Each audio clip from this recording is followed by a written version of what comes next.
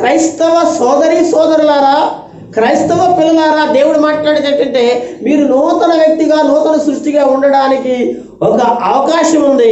ఆ అవకాశం ఏంటో తెలుసా?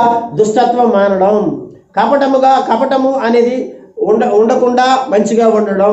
ఇంకా ఏంటి అక్కడ చెప్తున్నాడంటే అసూయ అనేది, వేషధారణ, అసూయ అనేది ఉండకూడదు. ఇలాంటి దూషణ మాటలు ఉండకూడదు. ఇవన్నీ లేనప్పుడు నీవు ఎలా కనబడుతున్నావంటే, చూసిన వారికి కానీ దేవునికి కానీ ఎలా కనబడుతున్నావంటే ఒక పాత వ్యక్తివే కానీ నీ దగ్గర ఏం కనబడుతుందంటే నూతనమైన మనసు కనబడుతుంది. అదే అట్టి వ్యక్తి మనిషి మారటం లేదు కానీ మనసు మాత్రం ఏం చేయబడుతుంది? కొత్త మనసుగా నూతన పరచబడుతున్నట్లుగా మనం చూస్తాం. దీన్ని ఏమన్నారో తెలుసా? మనుషులందరినీ ఏమన్నా, క్రైస్తవులందరినీ ఏమన్నారంటే నూతన సృష్టిగా మార్చబడుతున్నారు అనే విషయాన్ని ప్రస్తావించడం జరుగుతుంది.